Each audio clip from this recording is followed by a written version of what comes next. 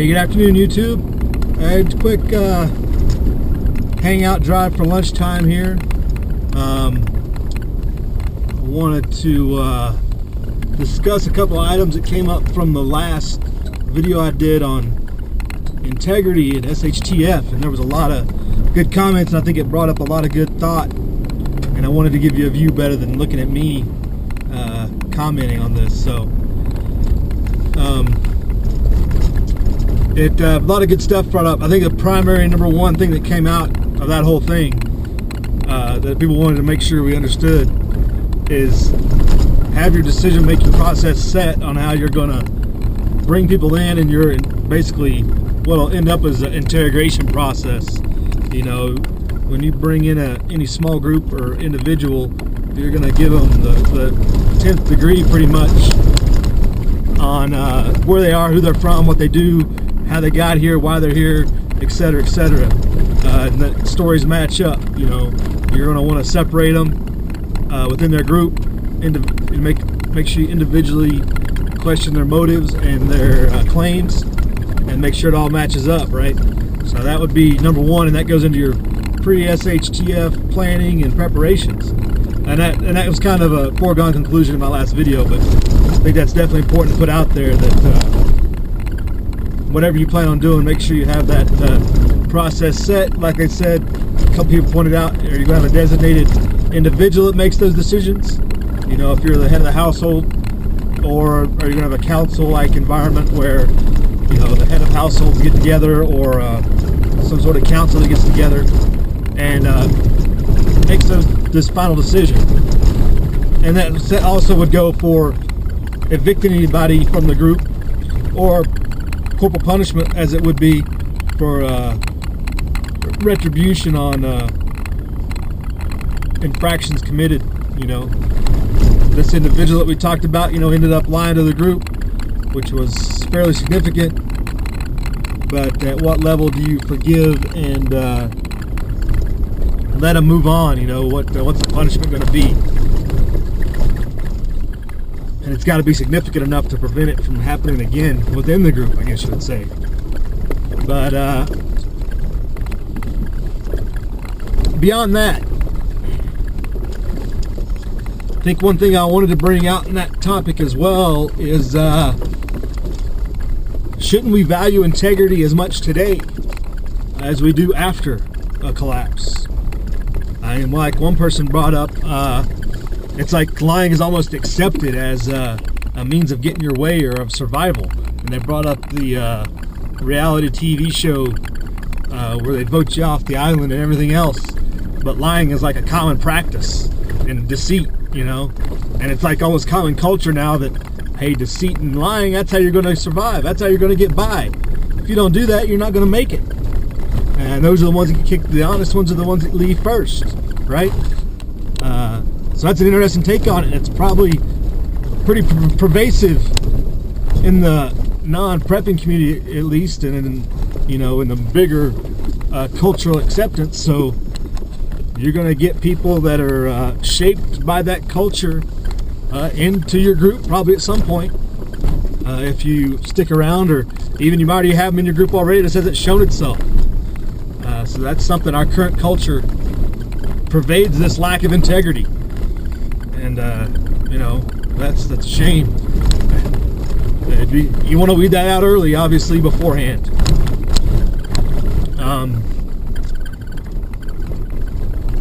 And there was another good point talking about forgiveness. A couple people pointed out, you know, they would forgive them. There would have to be retribution for it or whatever, penalties, and that'd be decided. But hey, they'd forgive them, you know. Especially, I think the key here, and in my scenario, the person was productive otherwise. They had contributed to the group, pulled their own weight, weren't a burden, hadn't, you know, absorbed any more resources in the scenario I gave you. But if you change that scenario a little bit, that definitely changes how you go about treating them after the truth comes out, right? If they've been a drag on you and really a hindrance to accomplishing things, and then they can't do even what they claimed, oh yeah, gloves come off, right? I mean, you're going to tell them to hit the road more than likely. I think most people would agree. You haven't pulled your weight, you can't even do what you say you claim to be able to do, you're gone. You're out of here. I'm not putting up with it. I think that would be the common occurrence. But if they're for otherwise being, pulling their part and being productive, maybe you give them a slight pass and just you forgive them to a certain degree with a little bit of payback. And I think to bring a pop culture reference back into it, if you've been following The Walking Dead this last season, they introduced this element, which I hadn't thought about until after I made the video, and I saw a couple of comments. In The Walking Dead, they had the individual, I can't think of the name right now, but it starts next week, I guess, so I'll have to refresh my memory on who everybody is. But you have the gentleman that claims to be a scientist with the cure for the disease, that causes everybody to be zombies and everything. And then when pressure's on and they're really having it in a tight spot, he comes out, hey, I'm not really a scientist, I made it all up.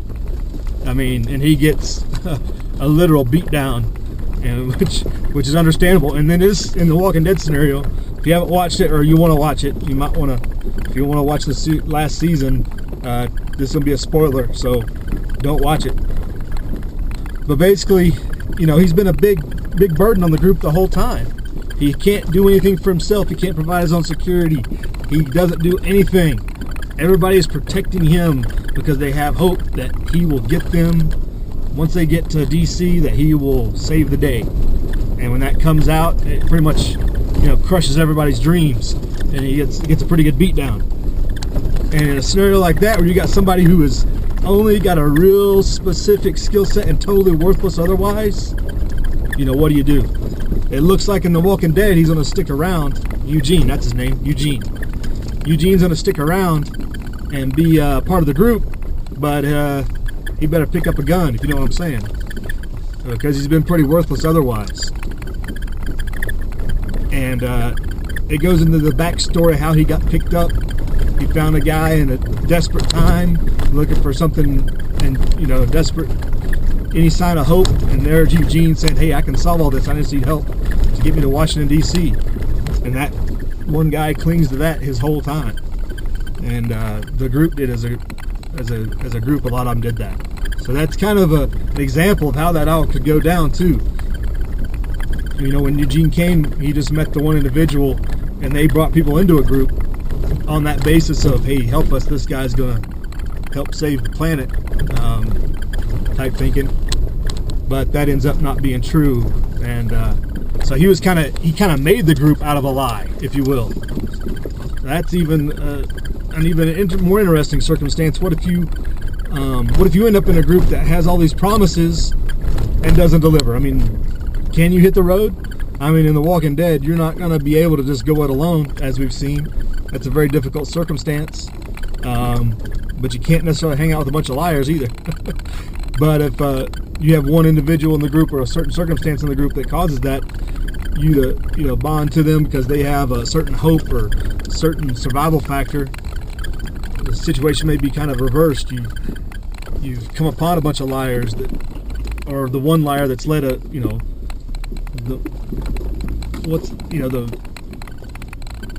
the evil leader, I guess, if you will, and if you come across a certain group.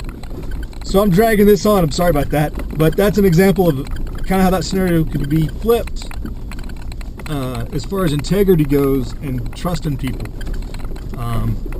And where is our forgiveness factor, and what scale? It's going to be a sliding scale, I think, dependent upon their actions, their support for the group, and just general usefulness. Because everybody's going to want, if you got somebody useful, you don't want to get rid of necessarily.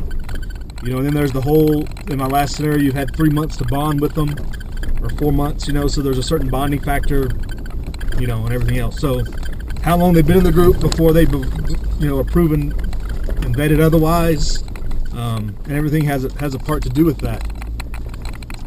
But a really good discussion, I think, and I think it goes back to pre-SHTF planning and having a good group beforehand, so you don't have to deal with this necessarily.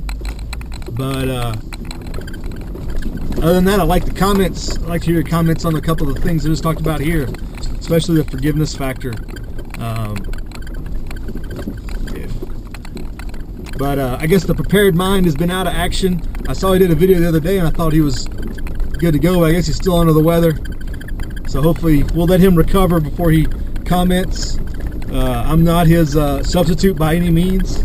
I just thought it was a subject that he would find interesting. It's kind of along his train of thought with his videos, so I just threw that out there. So hopefully he recovers quickly and we get some more videos out of him and his observations. But I hope everybody's doing good. I think there was one other thing I wanted to talk about. Forgiveness, pre-planning, coming onto a group, your sliding scale of usefulness. As we go through the bumpy section here. Hey, so I guess we'll go ahead and close it up here. I guess the final point to make would be just knowing the difference between somebody who's a professional habitual liar and somebody who had, the best of intentions to, for their own survival, and kind of like a no harm, no foul. There'll be retribution, a certain amount of penalty, but nothing too severe. So it goes back to that sliding scale. And also, just one more thing. I guess we got Tactical Tony quoting Metallica instead of Kanye West, so that's a good thing. He's down there quoting Cliff Burton in the comments. I'm starting to get concerned. The end times might definitely be here. So y'all stay out of trouble out there. Send some snow our way. As you can tell, it's quite bare. And live free. We'll talk at you later. Live free.